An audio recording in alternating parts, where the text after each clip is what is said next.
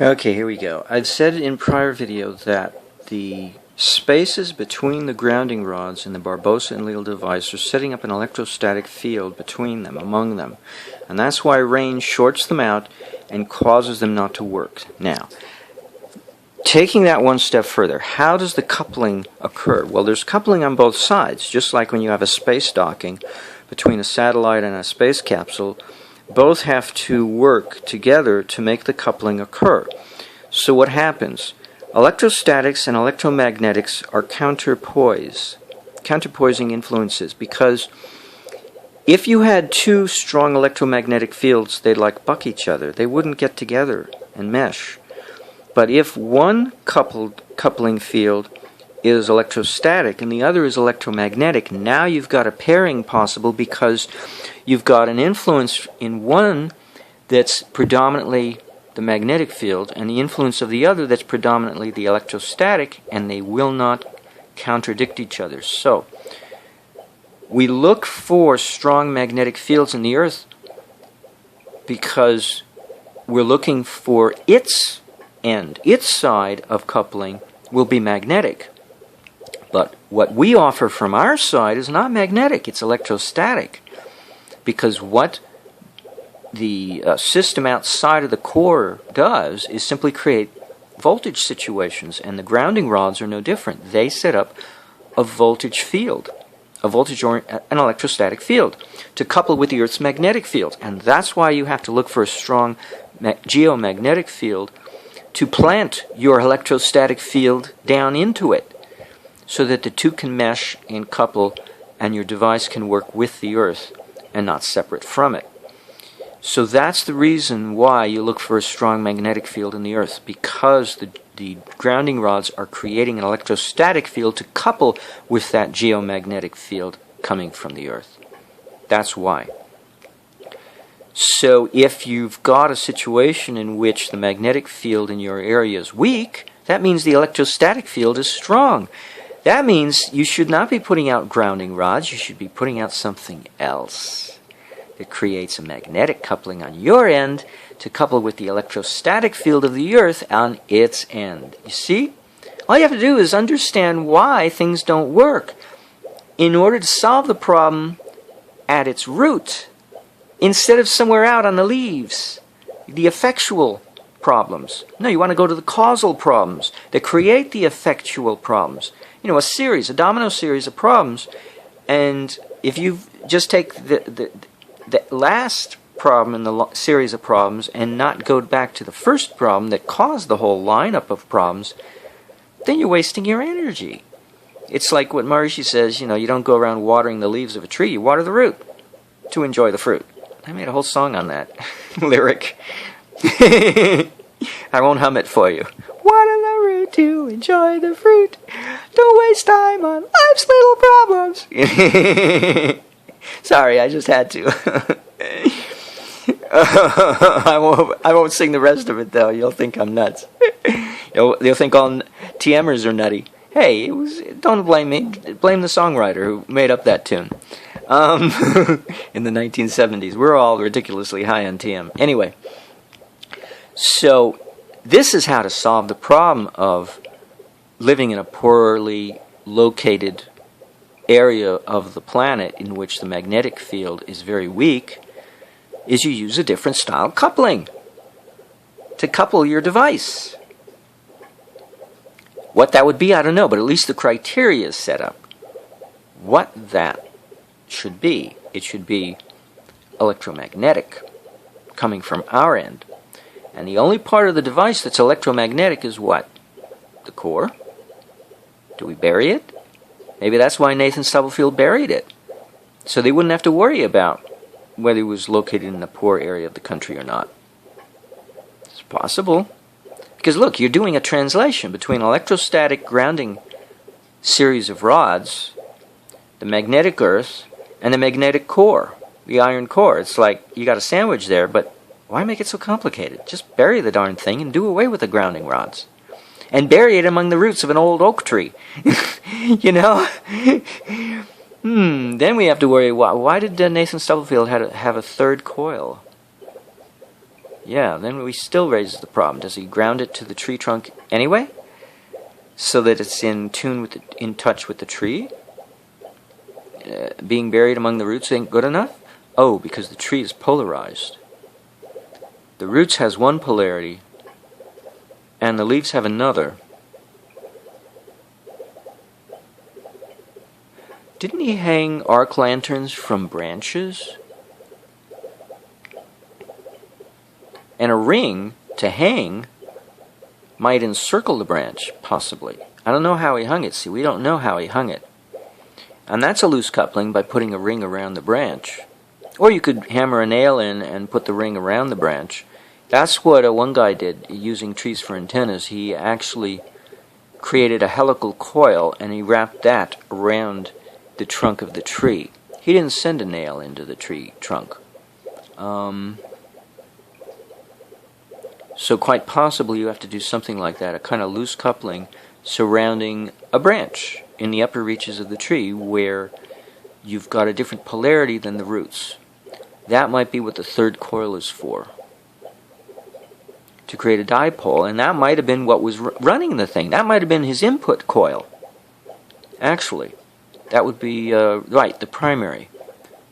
We didn't call it, nobody calls that the primary. And it's really bifilar wound between the bare iron wire and the cotton-sleeved copper wire. So there is no primary and secondary among those two because they're bifilar wound. And it may just be a weak galvanic response there to power the thing as a battery for its inputs. So the voltage difference, it looks like the third coil is the grounding wire that goes up to the tree to use the tree as its grounding rod, but polarized to the upper reaches so that the coil of that third coil, you know, the end comes, well, actually two ends come off. We don't know what's done with, well, if it's an enclosed loop around some upper branch, let's say of the tree, then it's a closed loop. And so the coil is poised at the counterpoise position relative to the upper branches of the tree by having the coil be, third coil be part of the whole structure that's buried below ground underneath the roots of the tree.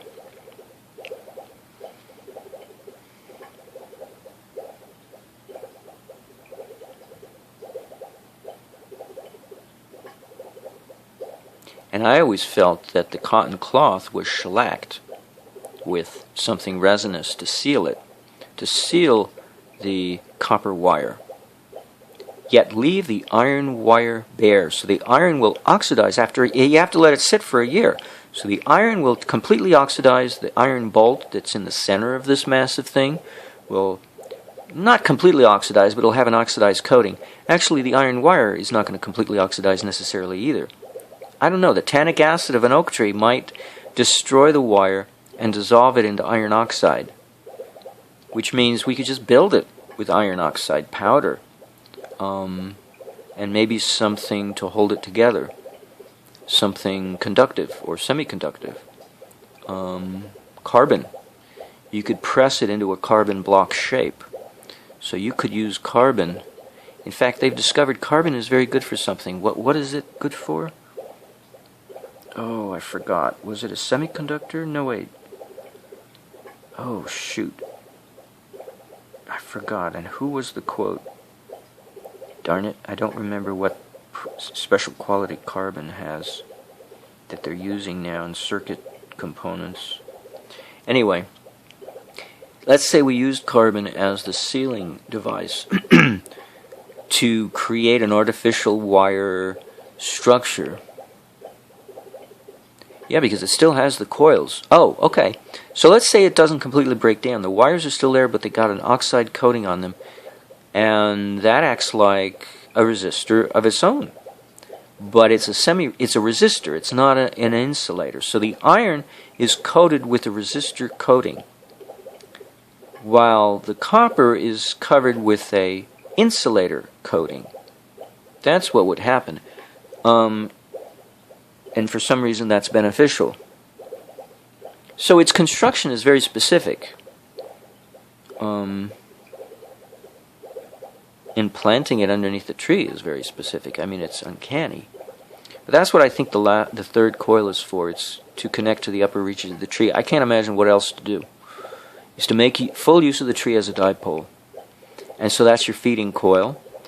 Now you've got 4 ends of wires coming out of your 2 wires, your iron wire and your copper wire coming out of the other 2 coils that are the main coils, the bifilar coil that's wound around the iron bolt running down the center of this earth collector. So what are all those 4 leads for?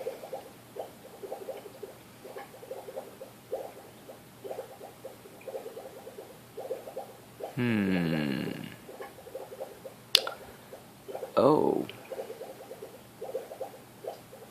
It would be 2 sets of loops or coils to function on a transformer core. Possibly. Ooh. Oh, wait a minute.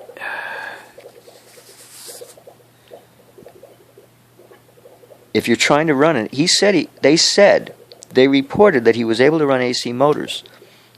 So what if the iron wire and the copper wire are voltage and amperage related wires, and you have to hook them up to your AC device, your AC induction motor device, in order to run it? Otherwise, if you have a DC device or a device that can flip either way, like a light bulb, a filament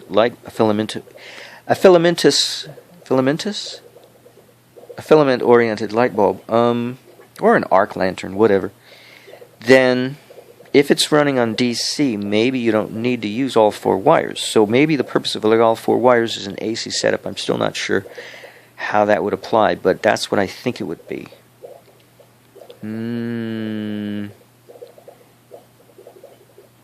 Doesn't the current lag behind the voltage? That doesn't make any sense. Usually in an AC system that's the case. But what if you reverse it? Oh, why not?